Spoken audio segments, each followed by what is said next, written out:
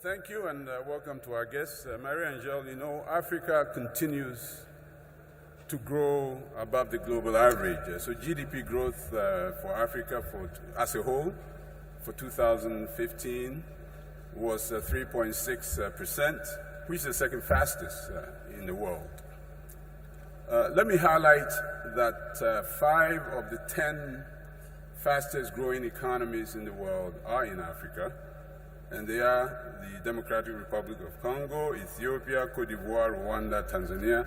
All these economies are growing at 7% or better, and which, as you know, is generally considered to be the level necessary to make a significant dent in poverty levels.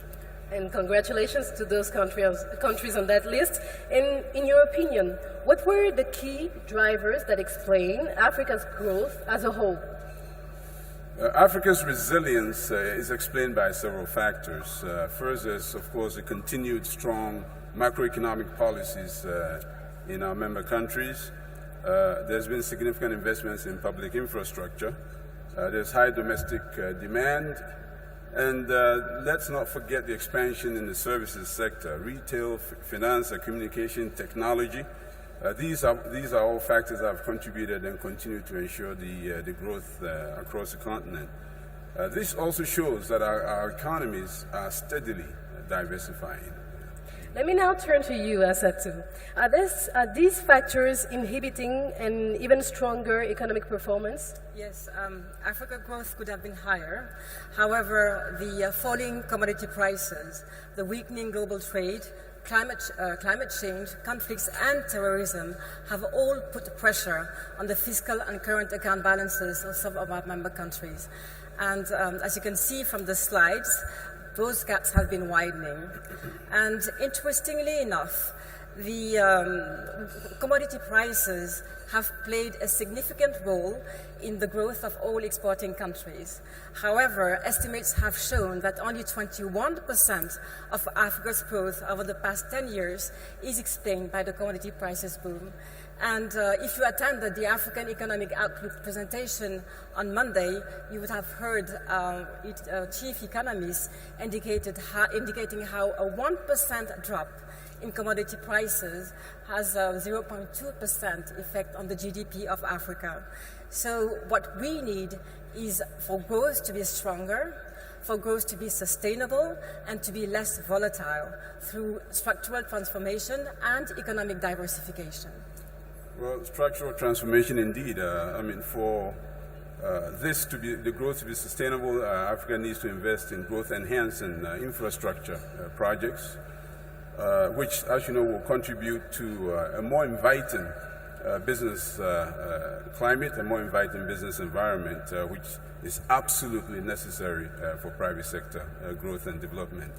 Of course, challenges remain, and hard choices need to be made. Just as an example of just the road that we still need to travel, in 1990s, it's going back a few years, 57% of Africans lived on $1.25 or less a day, and that was then 284 million Africans. In 2014, 14 years later, the percentage had decreased, but of course it belies the truth. There's 43%, but then you have a lot more Africans, 420 million, that are living on $1.25 or less. So there's quite a bit of work to be done still. Indeed, but despite those hard choices, along with the challenges ahead, how does the bank plan to support the entire continent? We have a plan, and it's a plan that focuses on 5 priority areas that we call the high fives. In fact, we have more on that on a very short video that we want to share with our audience. Oh, we are all looking forward to watch this video, aren't we? So let's watch it.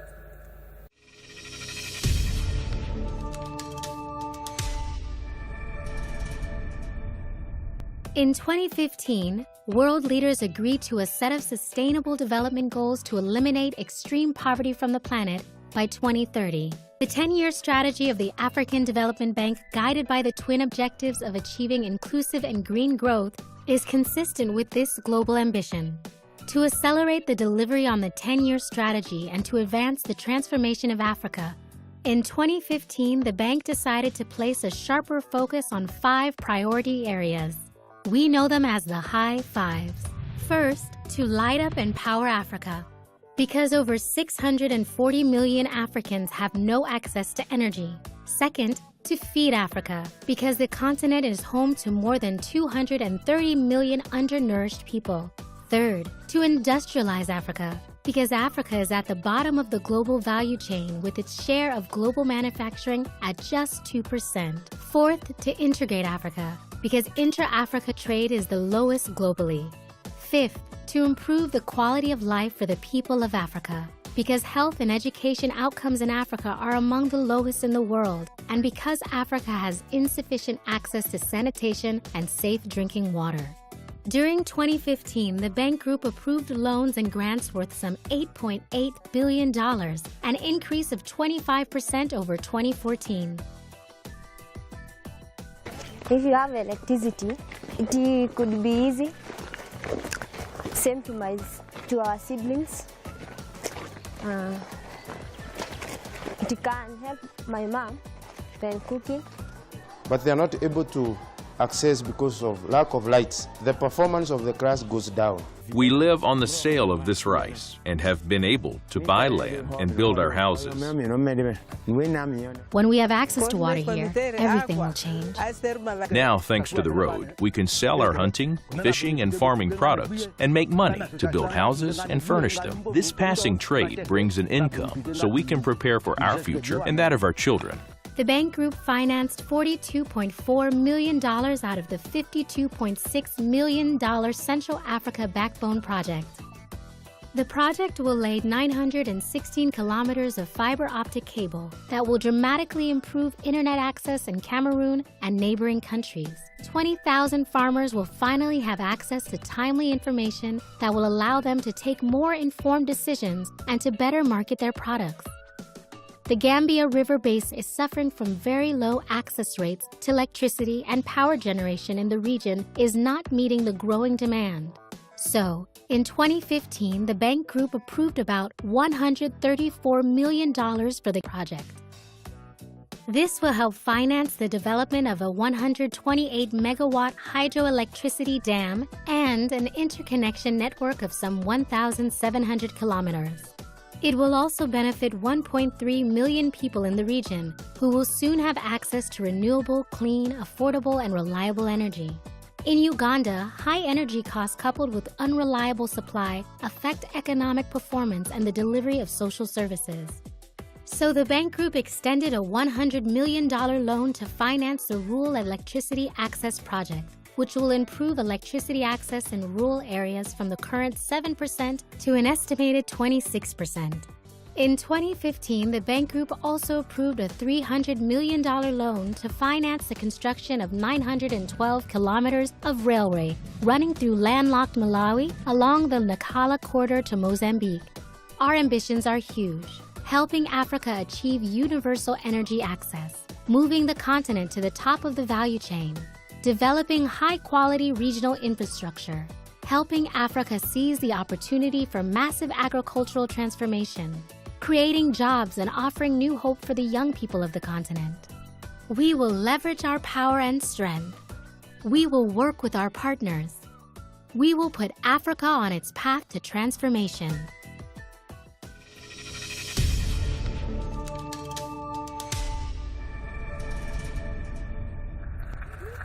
Thank you for sharing this video that highlighted some of the development assistance activities of the bank. I hope that you enjoyed it as much as we did here. Now let's pick a different topic, Charles. As a bank, you need to be financially sustainable, right?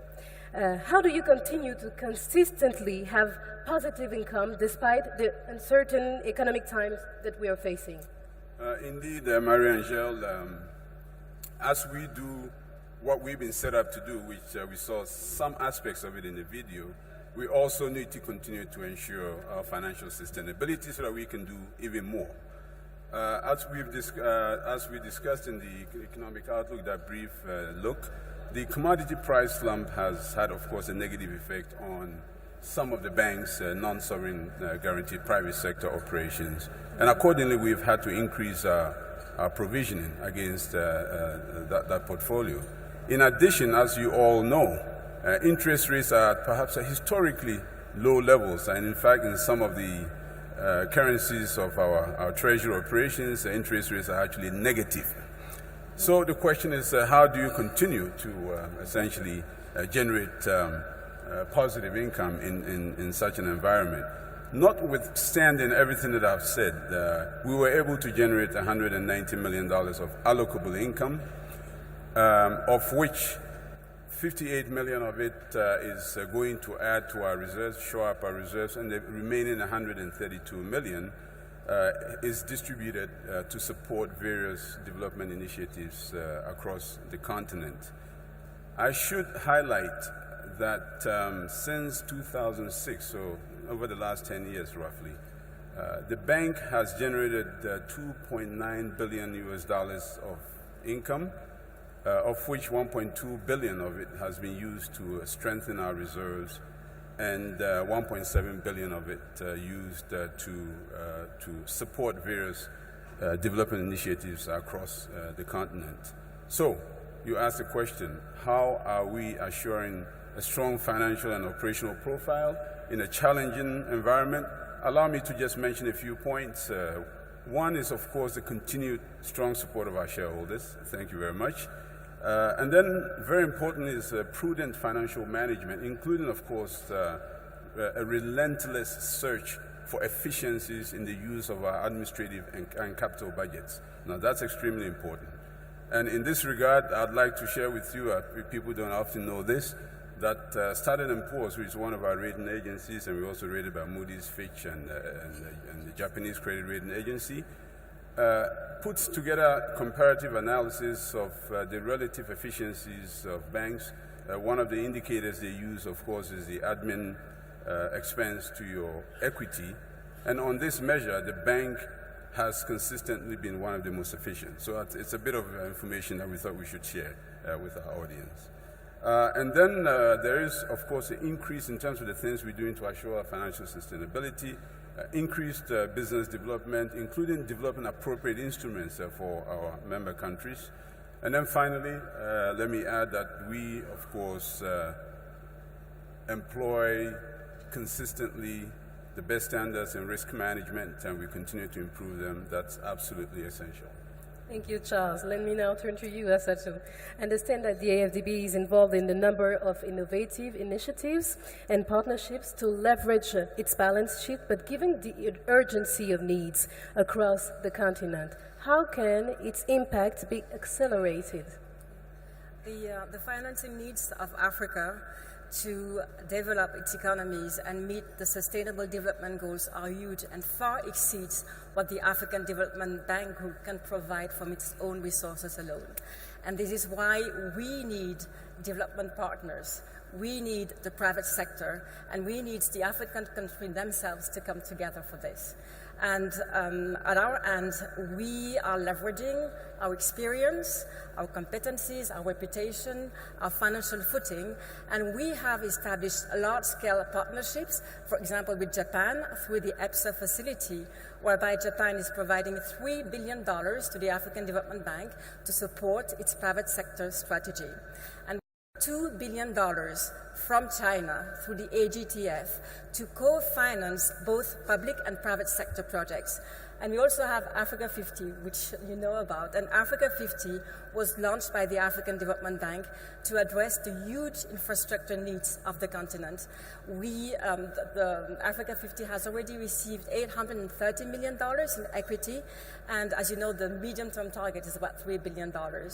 And last year, thanks to the African Development Fund's donor, we were able to establish a private sector credit facility which will catalyze an additional $1 billion of additional funding to lower-income countries in Africa over the next 3 years.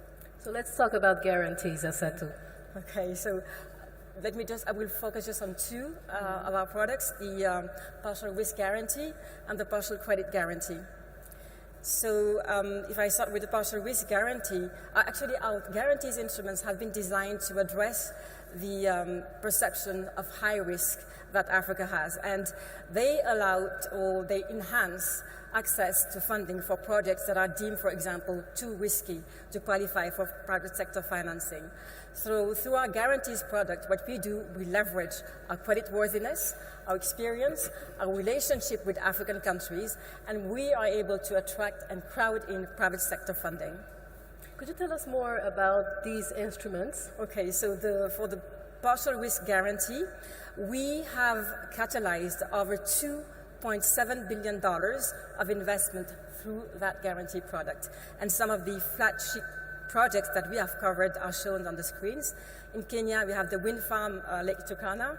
In Nigeria, it was the energy sector reform that we covered. And we also covered in Kenya as well geothermal development projects. So what we are able to do actually with the partial risk guarantee is to protect lenders against convertibility risk, against the risk of nationalization, confiscation, expropriation, against war, civil disturbances, even against breach of government agreements, political and force majeure risk as well. And what about the partial credit guarantee? Now, for the partial credit guarantee, what we do is that we covered a portion of scheduled loan repayments on loans or bonds repayments, and we covered them against both political and commercial risk. And for commercial risk, for example, it can typically include adverse movement in commodity prices or demand risk, or it can be as well foreign exchange rate risk, interest rate risk, and so forth. So what we've done actually with the PCG, two examples. One was Seychelles, where we covered the debt restructuring of a sovereign bond from Seychelles that had defaulted in the international capital markets. And with Cameroon last year, what we did with our guarantee was to enable Cameroon to swap or to hedge the proceeds of its first dollar bond issue into euro. And Charles, maybe you have something to add to that. Yes, Assetu has covered them all, but just to add that we are stepping up our efforts to make these instruments better known in our member countries. That's one message that comes out clearly from our conversations. That's interesting. Are there other instruments that you're using to go further? Yes, and let me just share with you just one recent example to address high concentration risk. As you know, concentration risk or heavy concentration goes into the calculation of the bank's risk-adjusted capital, which is one of the capital adequacy measures used by the rating agencies. To bring down concentration risk and free up more capital to grow our business in certain countries, in December last year, 2015, the bank executed what we consider to be a landmark exposure exchange agreement with the World Bank and also with the Inter-American Development Bank. By this agreement, we exchanged exposures on portfolios of loans of equivalent risks. Each bank remains the lender of record. This innovative scheme has dramatically improved concentration risk ratio, created headroom, and the bank is therefore able to do significantly more in certain countries where hitherto we were constrained. So this is just one example. Of course, we are continuously innovating as we should, while at the same time maintain our pristine credit rating. Assetu, let's hear about the capital market activities. There has been a sizable increase in your funding needs in 2016 compared to the past 4 years, $8.5 billion. What is driving this large increase?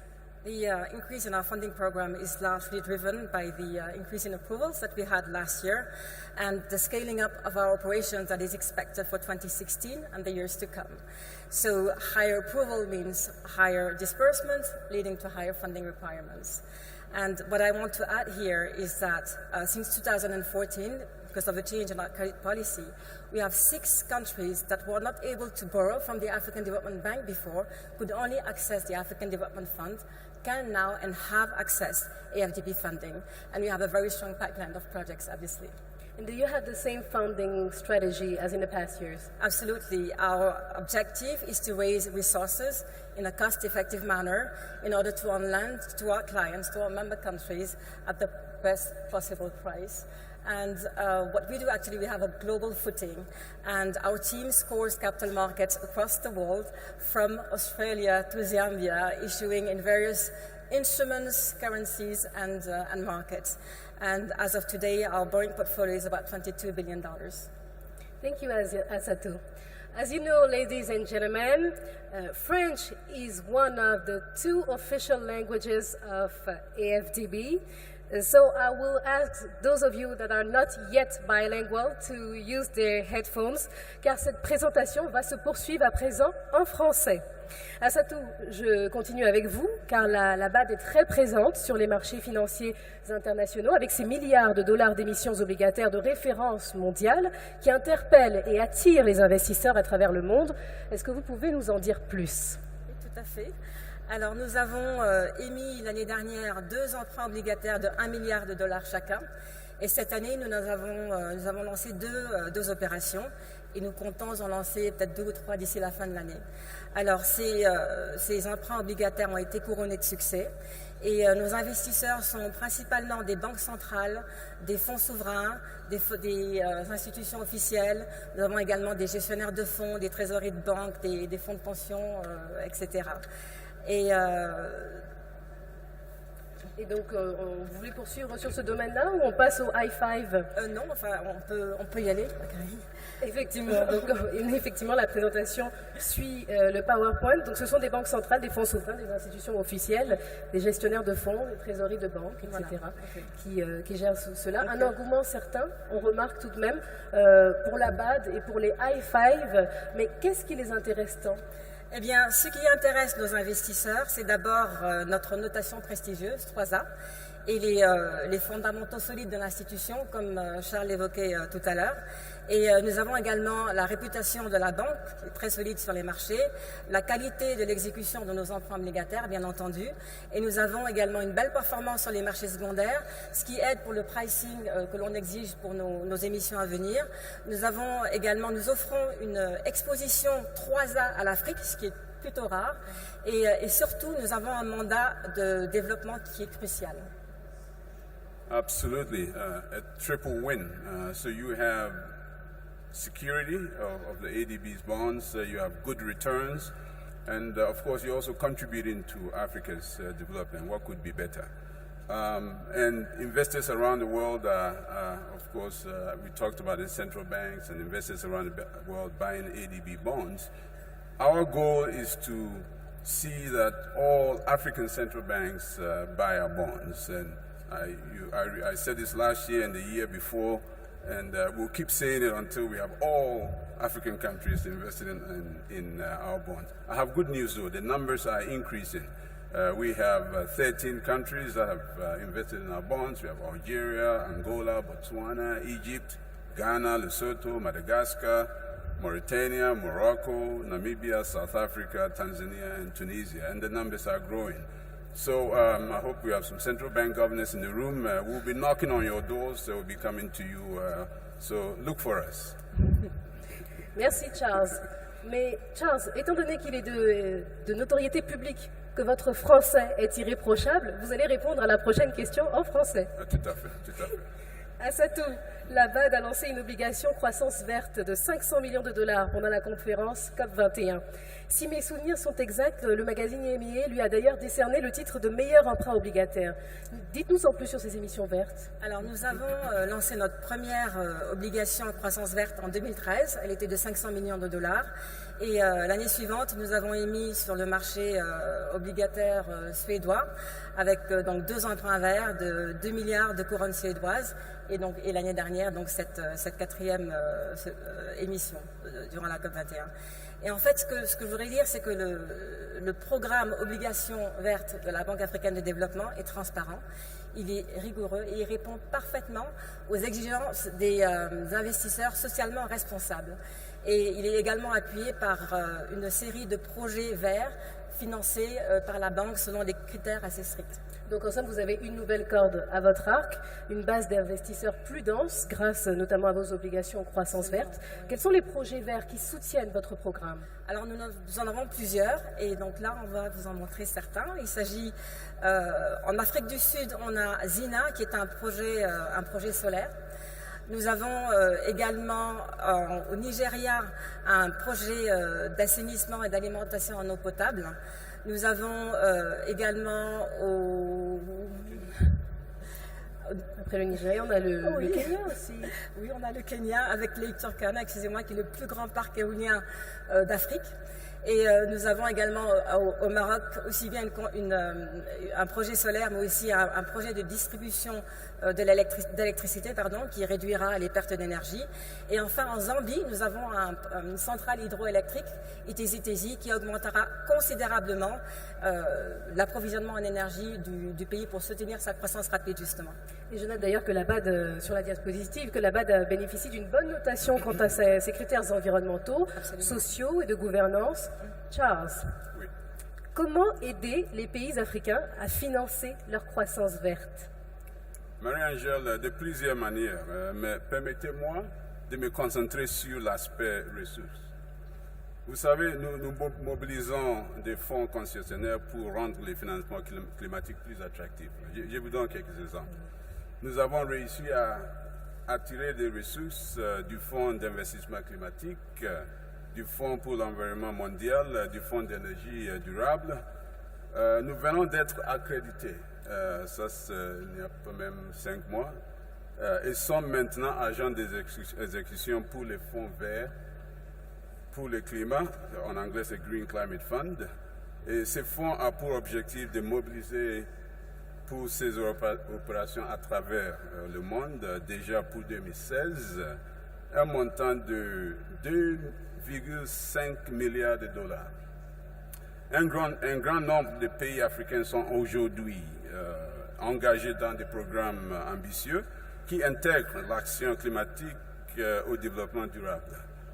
C'est le cas, par exemple, du Rwanda, de l'Éthiopie et aussi beaucoup d'autres encore.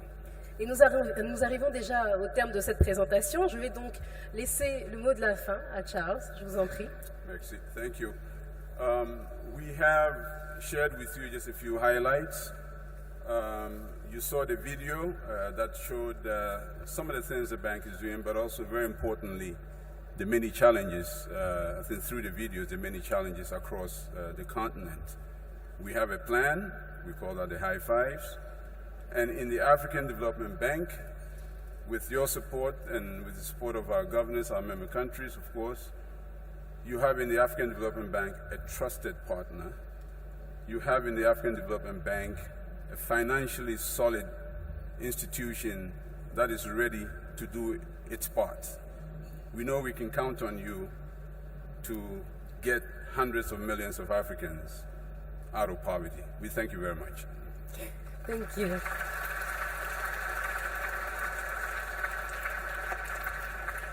So the message is crystal clear. The distinguished guests, feel free to pick up the booklets that will be on the tables next to the exit at the end of the lunch. I know that you're waiting for the lunch. Thank you for your patience and your attention. It has been my pleasure to be your host today. Thank you, Charles, and thank you, Asatu, for all these clarifications, and bon appétit. Merci.